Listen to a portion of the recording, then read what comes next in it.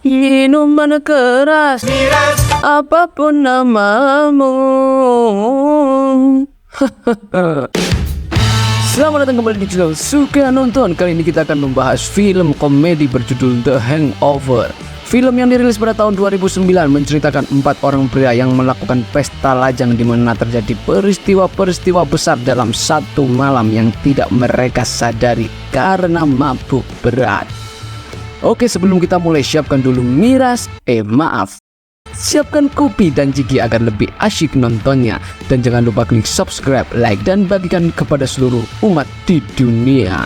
Tanpa berlama-lama dan berkata-kata, mari ditonton dulu.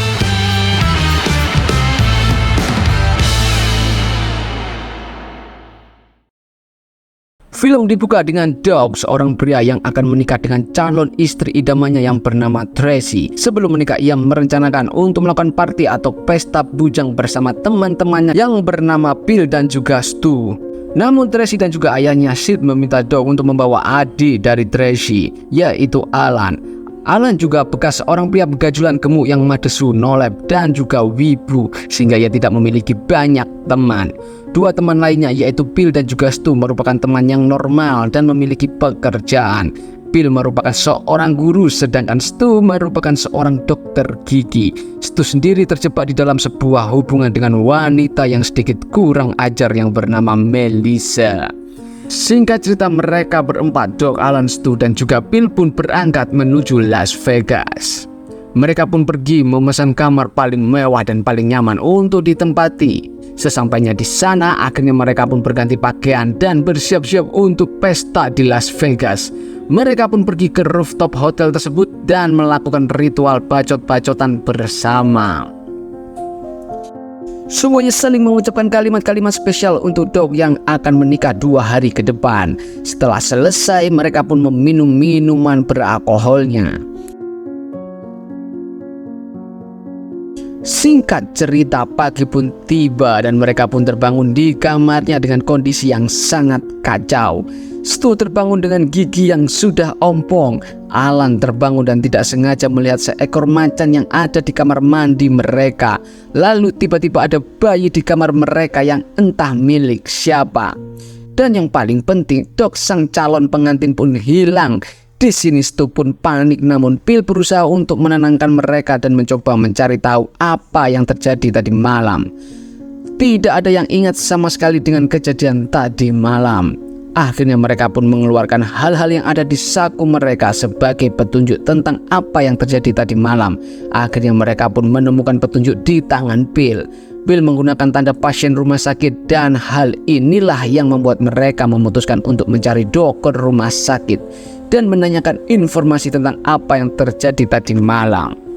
Akhirnya mereka pun keluar dan menunggu mobil valet mereka. Namun tiba-tiba mereka pun terkejut karena mobil yang datang malah mobil polisi. Itu ternyata semalam mereka telah mencuri mobil polisi. Mereka pun pergi dan memanfaatkan mobil polisi tersebut dengan menggunakan sirine yang ada. Dan akhirnya mereka pun sampai ke rumah sakit tempat Bill dirawat kemarin malam. Di sini mereka bertanya kepada dokter apa yang terjadi pada mereka semalam. Dokter menjelaskan bahwa di dalam tubuh mereka terdapat kandungan virus yang membuat mereka tidak ingat apa-apa. Selanjutnya, Bill dan kawan-kawan pun menanyakan informasi apa lagi yang dokter itu miliki. Dokter itu mengatakan bahwa tadi malam mereka terus membicarakan soal pernikahan di sebuah tempat. Bill dan kawan-kawan berpikir itu adalah pernikahan Doug yang mereka bicarakan. Namun ternyata itu bukan Doug. Akhirnya mereka pun pergi ke tempat pernikahan tersebut. Sesampainya di sana mereka pun disapa oleh pemilik tempat tersebut yang bernama Eddie. Ternyata yang menikah tadi malam adalah Stu. Ia menikah dengan seorang wanita cantik namun ia sama sekali tidak mengenalinya. Stu pun panik dan meminta pernikahannya dibatalkan. Akhirnya pernikahan Stu pun dibatalkan namun mereka harus mendapatkan persetujuan dari istri Stu tersebut. Akhirnya mereka pun pergi, namun tiba-tiba pacar dari Stu menelpon dan menanyakan kabar mereka. Namun di tengah teleponnya tiba-tiba mereka dihajar oleh sekelompok gangster dan mereka pun terpojok dan juga panik. Gangster-gangster tersebut menembakkan pistolnya dan tidak sengaja menembak Eddie. Mereka pun kabur dan menuju rumah istri Stu. Mereka pun sampai di apartemen kecil milik istri Stu. Ternyata nama wanita tersebut adalah Jane dan dia adalah seorang wanita cantik dan juga seksi. Dan ternyata anak kecil yang mereka bawa itu adalah anak dari Jane yang bernama Tyler. Meski Jane sudah melumat-lumat bibir dari Stu, di sini Jane bingung karena Stu, Bill dan juga Alan terlihat sangat pendiam dan canggung. Mereka pun akhirnya mengobrol. Stu di sini bertanya apa pekerjaan dari Jane. Dan ternyata Jane pun menjawab bahwa dia adalah seorang penari latar yang bugilur atau bisa dibilang lonte. Stu pun di sini sedikit nyesek karena ia baru saja menikahi seorang lonte. Ditambah lagi ia melihat bahwa cincin yang akan ia berikan kepada pacarnya malah diberikan kepada Jane, lonte yang baru ia temui tadi malam. Di tengah perbincangan tiba-tiba muncul dua orang polisi yang mendobrak kamar tersebut dan langsung menangkap Bill, Alan dan juga Stu. Mereka pun ditahan di kantor polisi. Di sini Bill pun mengabari Tracy, calon istri dari Doc, bahwa mereka mendapatkan ekstra promosi sehingga mereka akan menginap lagi untuk waktu 1 malam. Tentu saja hal yang dilakukan Bill ini adalah berbohong. Mereka belum menemukan Doc, makanya berbohong kepada Tracy. Di saat menunggu tiba-tiba muncul sekumpulan anak kecil yang sedang melakukan kunjungan ke kantor polisi tersebut. Tiba-tiba muncul seorang anak gendut yang memotret Alan. Alan yang tidak terima akhirnya menendang HP anak tersebut hingga jatuh. Setelah itu mereka dibawa oleh polisi dan akan ditahan. Namun Bill pun di sini berusaha bernegosiasi agar mereka dapat bebas. Akhirnya polisi tersebut mengiyakan tawaran tersebut, namun dengan satu syarat. Mereka pun dijadikan alat demonstrasi untuk menggunakan senjata-senjata polisi seperti strum dan juga pistol listrik. Mereka semua pun satu persatu terbujur kaku karena disetrum oleh polisi dan 3 anak-anak kecil di sana. Namun akhirnya mereka pun bebas. Di sini mereka pun menunggu kedatangan mobil milik Doc yang semalaman telah hilang. Ajaibnya adalah mobil tersebut ternyata tidak rusak sedikit pun alias aman. Lalu di tengah perjalanan mereka pun mendengar suara dari bagasi mobil. Mereka pun langsung berpikir bahwa itu adalah Doc. Mereka pun membuka bagasi tersebut, namun ternyata ketika dibuka muncul seorang pria Cina dan mengajar mereka semua sambil tak berbusana lur. Mereka pun terbujur kaku karena telah diajar oleh pria Cina tersebut. Di sana Alan pun jujur bahwa ia mencampurkan minuman yang mereka minum dengan sedikit narkoba, sehingga mereka tidak ingat sama sekali tentang apa yang terjadi tadi malam. Stu pun sangat kesal, namun Bill berusaha menenangkannya. Akhirnya mereka pun kembali ke hotel untuk menenangkan diri. Di depan kamar mereka pun teringat harimau yang ada di kamar mandi hotel mereka. Akhirnya mereka pun masuk ke dalam kamar dan ternyata tiba-tiba ada Mike Tyson di sana. Alan pun langsung dibokong oleh Mike Tyson hingga KO di tempat. Harimau tersebut ternyata adalah milik Mike Tyson dan Mike pun ingin mereka mengembalikannya. Ternyata ketika mereka mabuk, mereka sempat mencuri harimau tersebut dari kediaman Mike Tyson. Mike pun pergi, lalu Bill, Stu dan Alan pun bersiap-siap mengantarkan harimau tersebut. Mereka pun pergi dengan kondisi harimau yang tertidur karena telah diberi obat bius.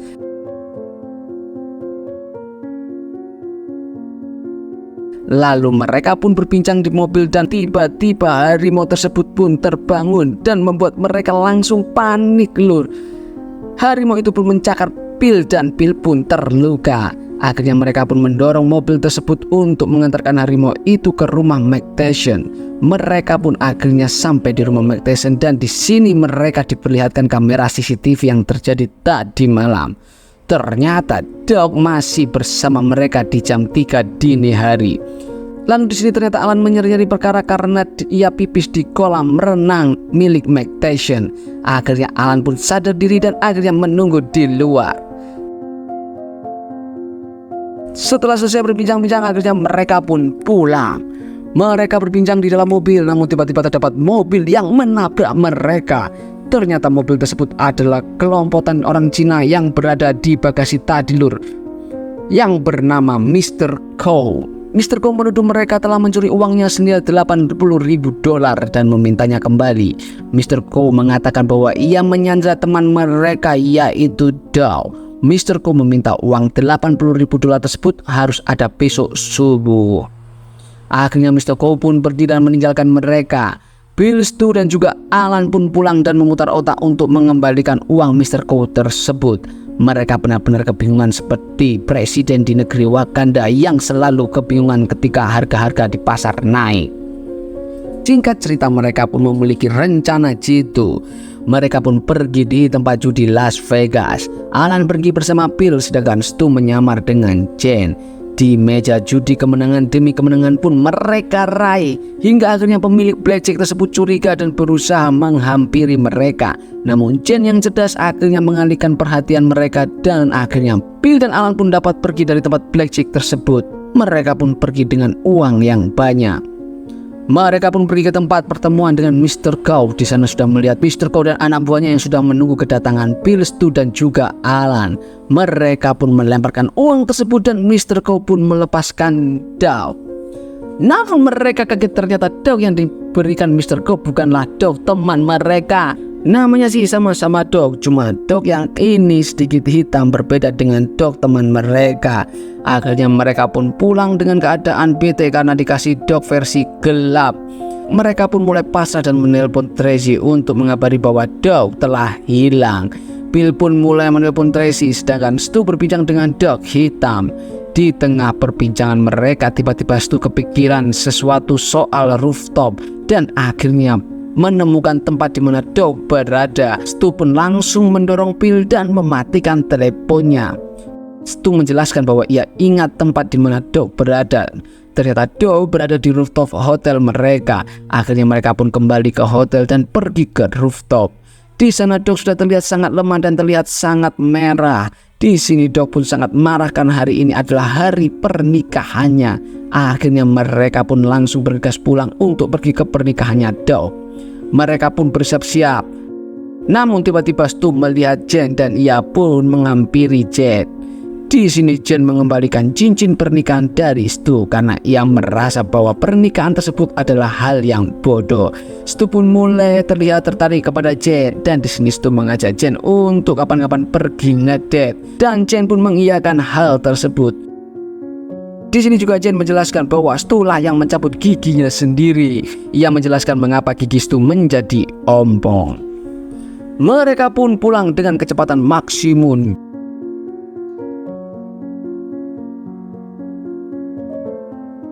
Dan akhirnya mereka pun sampai di pernikahan dog. Di sini dog masih terlihat sangat merah dan tidak sehat, namun pernikahan tetap berjalan. Di sini Stu pun dihampiri oleh pacarnya Melissa. Si Melissa ini sangat posesif banget lur, dan dia marah-marah kepada Stu karena nggak ngabarin dan lain sebagainya. Tapi Stu yang sudah muak akhirnya menyelesaikan hubungannya dengan Melissa. Akhirnya Stu dan Alan pun melanjutkan pesta mereka. Sore pun tiba dan pesta pun hampir usai. Di sini Doc membawa kamera yang berisikan foto-foto mereka ketika berada di Las Vegas. Akhirnya mereka pun melihat foto tersebut bersama-sama dengan catatan foto-foto tersebut akan langsung dihapus. Akhirnya mereka pun melihat foto kenangan tersebut bersama-sama dan cerita pun selesai. Terima kasih telah menonton sampai habis. Jangan lupa klik subscribe, like, dan bagikan kepada seluruh umat di dunia. Sampai jumpa di film-film berikutnya. Suka nonton, suka pelur.